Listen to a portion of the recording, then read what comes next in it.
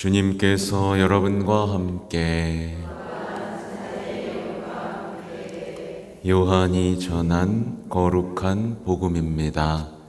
주님 영광 받으소서. 주간 첫날 이른 아침, 아직도 어두울 때에 마리아 막달레나가 무덤에 가서 보니 무덤을 막았던 돌이 치워져 있었다. 그래서 그 여자는 시몬 베드로와 예수님께서 사랑하신 다른 제자에게 달려가서 말하였다. 누가 주님을 무덤에서 꺼내갔습니다. 어디에 모셨는지 모르겠습니다. 마리아는 무덤 밖에 서서 울고 있었다. 그렇게 울면서 무덤 쪽으로 몸을 굽혀 들여다보니 하얀 옷을 입은 두 천사가 앉아 있었다. 한 천사는 예수님의 시신이 놓였던 자리 머리맡에, 다른 천사는 발치에 있었다. 그들이 마리아에게 여인아 왜 우느냐 하고 묻자 마리아가 그들에게 대답하였다. 누가 저희 주님을 꺼내갔습니다. 어디에 모셨는지 모르겠습니다. 이렇게 말하고 나서 뒤로 돌아선 마리아는 예수님께서 서 계신 것을 보았다. 그러나 예수님이신 줄은 몰랐다. 예수님께서 마리아에게 여인아 왜 우느냐 누구를 찾느냐 하고 물으셨다. 마리아는 그분을 정원지기로 생각하고 선생님께서 그분을 옮겨가셨으면 어디에 모셨는지 저에게 말씀해 주십시오. 제가 모셔가겠습니다. 하고 말하였다. 예수님께서 마리아야 하고 부르셨다. 마리아는 돌아서서 히브리 말로 라쁘니 하고 불렀다. 이는 스승님이라는 뜻이다. 예수님께서 마리아에게 말씀하셨다. 내가 아직 아버지께 올라가지 않았으니 나를 더 이상 붙들지 마라. 내 형제들에게 가서 나는 내 아버지시며 너희의 아버지신 분, 내 하느님이시며 너희의 하느님이신 분께 올라간다 하고 전하여라. 마리아 막달레나는 제자들에게 가서 제가 주님을 배웠습니다 하면서 예수님께서 자기에게 하신 이 말씀을 전하였다. 주님의 말씀입니다.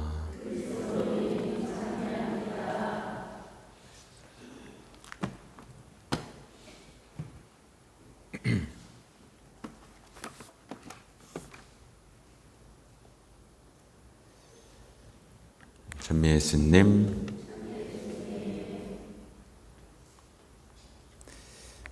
교회 안에서 이 여성의 어떤 존엄함, 여성의 가치, 여성의 어떤 역할은 대단히 중요합니다. 우리는 세상 사람들처럼 어떤 여성의 권리와 특권을 주장하는 게 아니라 이 여성의 존엄과 아름다움을 성경에서 찾아야 합니다. 예수님 구원자를 낳고 기르신 분도 여성이고 예수님의 부활을 첫 번째로 본 사람도 여성이었습니다.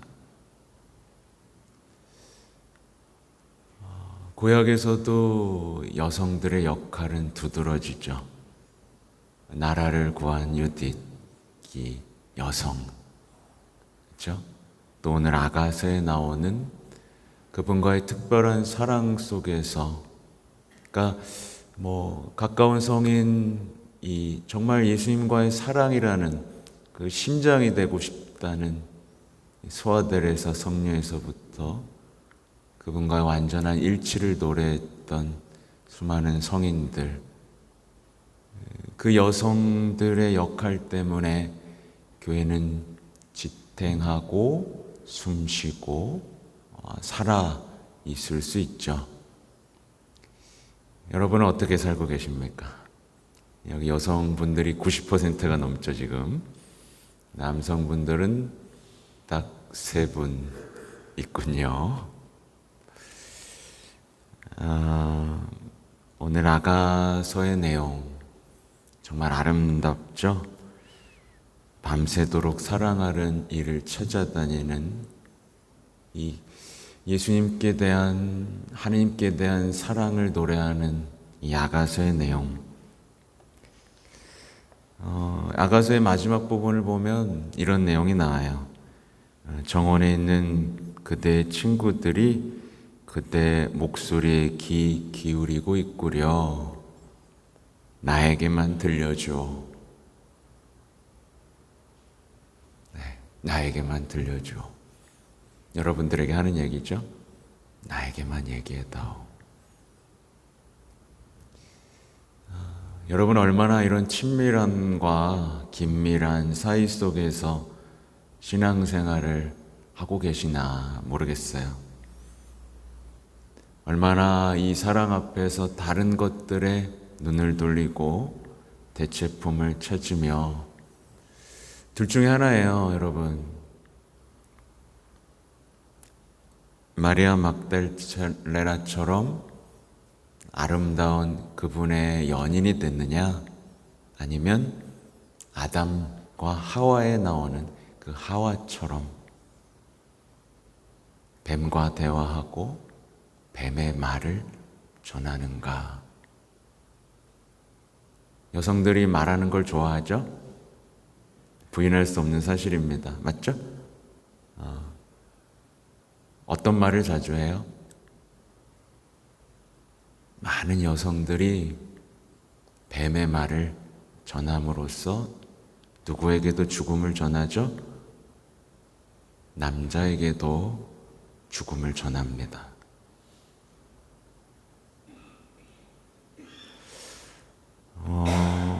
에덴 동산 떠올리면 편하죠, 그죠? 여자가 뱀하고 대화를 시작합니다. 하느님하고 했어야 할 대화를 뱀하고 뺏기죠. 그리고 이 뱀의 말을 남자에게 전합니다. 그렇게 주의 역사가 시작됩니다. 그리고 둘은 하느님으로부터 숨어버립니다. 근데 오늘 무슨 일이 벌어지죠? 에덴 동산과 골고타 언덕 대비되는 거죠. 에덴 동산과 무덤이 대비되고 있죠. 여자는 무덤 앞에서 웁니다. 보고 싶어서 시선을 떼지 못합니다. 그리고 결국 누가 대화하죠? 하느님이신 분과 대화를 합니다. 그리고 남자들에게 뭘 전하죠? 하나님의 말씀, 영원한 생명의 말씀을 전합니다. 그리고 어떻게 되죠? 남자와 여자는 하느님을 향해 달립니다. 숨었던 남자와 여자가 이제 하느님을 향해 달리는 이 전환점, 여성들에게 달려있다라고 저는 감히 말씀드리고 싶습니다. 오늘 감사송에 나오는 내용인데, 이 마리아 막달레나는 사랑했고 바라봤고 찾고 경배했다. 이게 중요합니다. 사랑했고 바라봤고 찾았고 경배했다. 그래서 여러분의 신앙이 하느님을 사랑하는 것, 이것을 중심에 두고 있는지 점검해 봐야 됩니다. 여러분은 왜 말을 하죠? 사랑 때문에 말을 하고 있나요? 여러분 여기 왜 왔죠? 사랑 때문에 왔나요? 하느님에 대한 사랑 때문에 왔나요?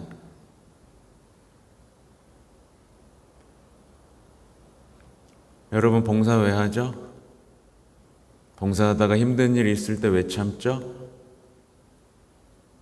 사랑 때문에 참고 있습니까? 사랑 때문에 인내합니까? 예수님께 대한 사랑 때문에 울고 예수님께 대한 사랑 때문에 웃고 있습니까? 신앙인들 사이에서 사라진 게 바로 사랑이라는 사실을 많은 신자들이 모릅니다. 그뿐만이 아니라 예수님과 사랑할 수 있다, 성모님과 사랑할 수 있다라고 얘기하면 비웃어 버립니다. 그런 건 너나 하세요. 라는 표정으로 바라봅니다.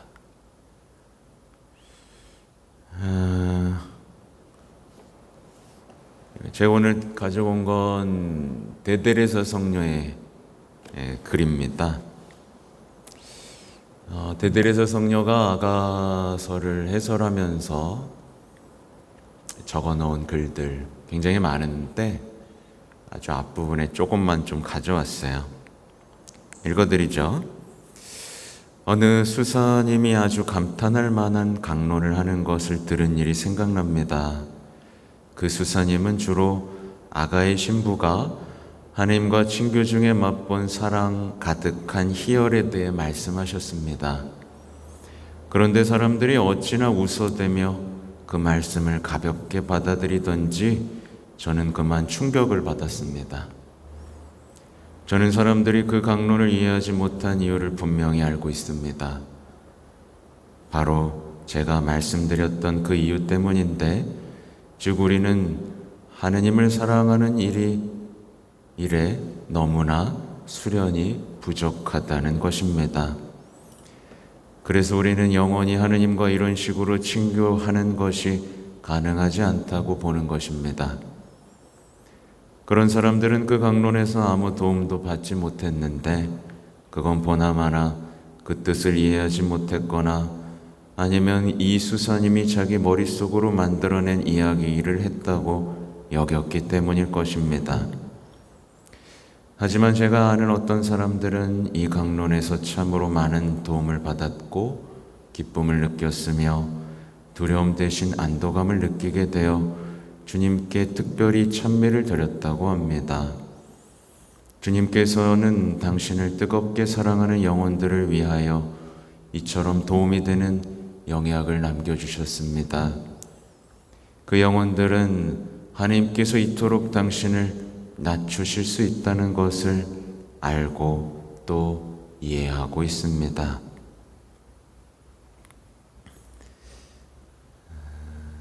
오 딸들이여, 하느님은 얼마나 너그럽게 갚아주시는지요.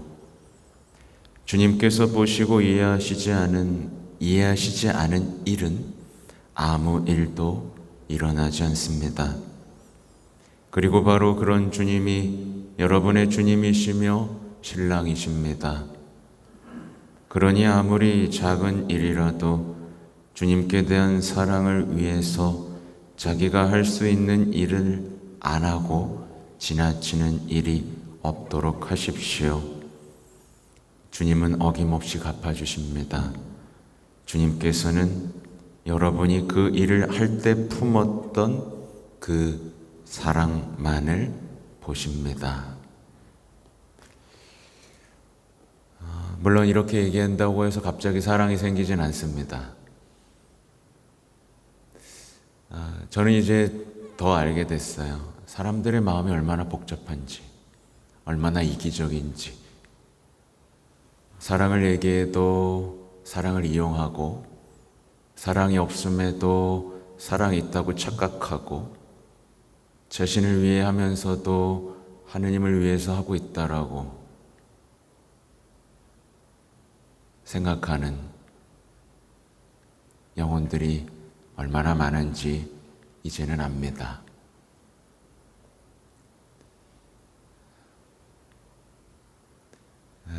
슬프기도 하고 답답하기도 하고, 그러나 별로 이제 신경 안 쓰기로 했습니다. 왜냐하면 결국 알게 될 것이기 때문이에요.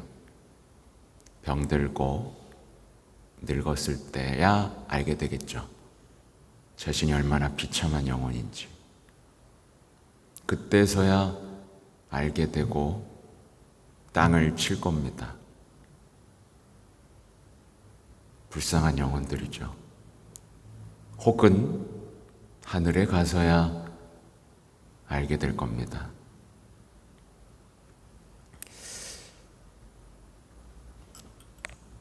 성녀가 또 이렇게 말합니다. 제 생각에는 심각한 대죄를 범하고서도 성체께 다가가는 사람이 많은 것 같습니다. 요즘 성체에 대한 담론이 얼마나 많아요? 근데 거기 빠진 게 있죠. 사랑.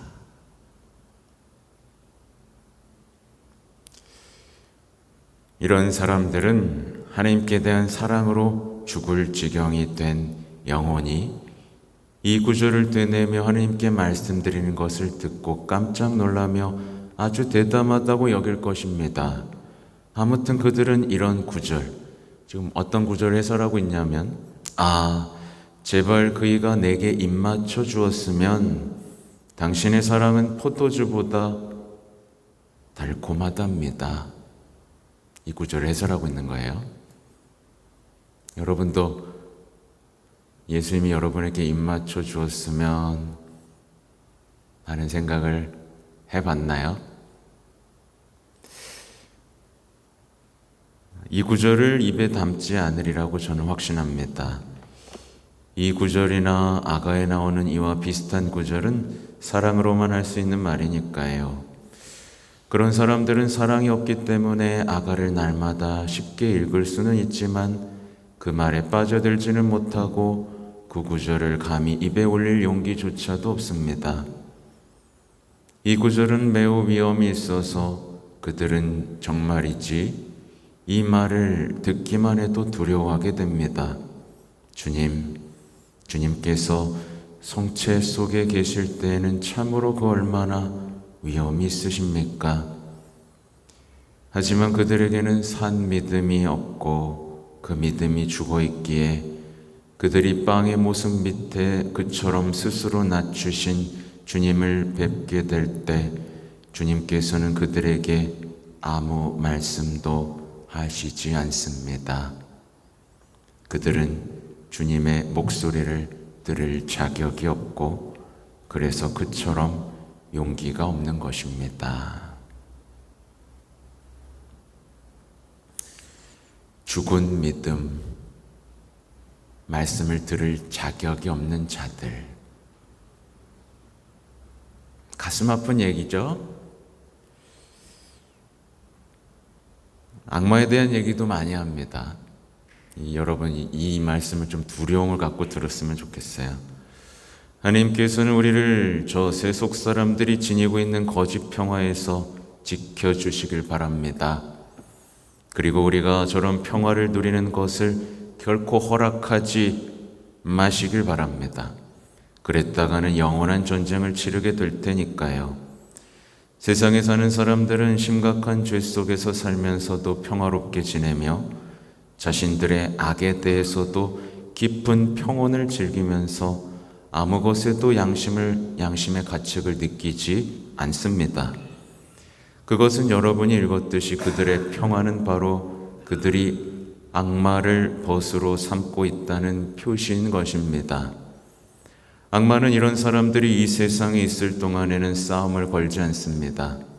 왜냐하면 사람의 마음은 나쁨으로 하나님께 대한 사랑 때문이 아니라 악마와 싸움을 피하려고 하나님께로 어느 정도 돌아서는 사람도 있기 때문입니다.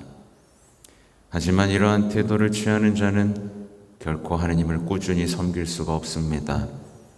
악마는 그들의 마음을 잘 알기 때문에 이내 그들의 구미에 알맞는 즐거움을 다시 주면서 자기와 우정을 맺게 할 것입니다. 적어도 악마가 그 사람들이 지닌 평화가 얼마나 거짓된 평화였는지를 보게 해주는 상황에 그들을 처하게 만들 때까지는요. 여기서 더는 그 사람들에 관해 말할 필요가 없습니다. 그런 걱정은 그들이나 하라지요. 저는 여러분 가운데 이런 큰 악이 없기를 주님께 바라고 있으니까요. 그러나 악마는 하찮은 일 속에서 여러분에게 거짓 평화를 주기 시작할 수 있습니다. 그러므로 딸들이여, 우리는 이 세상에 사는 한 늘 두려워해야 합니다. 직별이죠. 여러분, 거짓 평화 누리는 사람 엄청 많습니다. 악마와 우정을 누리는 사람도 정말 많습니다.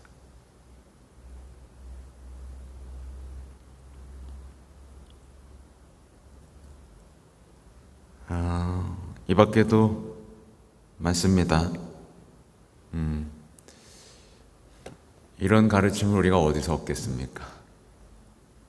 하나님을 만났던, 영혼의 일치를 이뤘던 이 영혼을 통해서만 배울 수 있겠죠.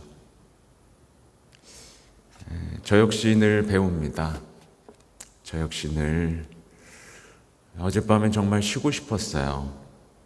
그래서 어디서 쉴 수 있을까를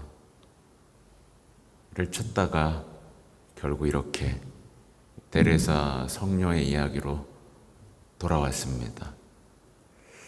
하나님을 만난 영혼들의 가르침은 얼마나 아름답고 깊은지,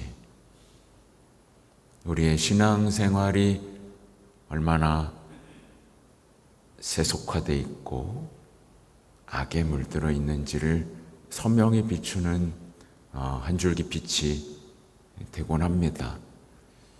여러분도 오늘 아가서도 좀 읽어보고,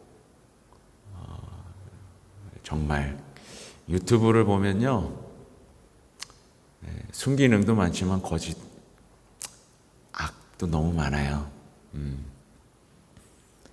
하나님을 일도 모르는 사람들의 가르침들, 솔직히 구역질이 나는 가르침들도 너무나 많습니다. 잘 식별하시고 주님의 말씀 안에, 사랑 안에 머무시는 여러분이 되기를 바랍니다. 아멘.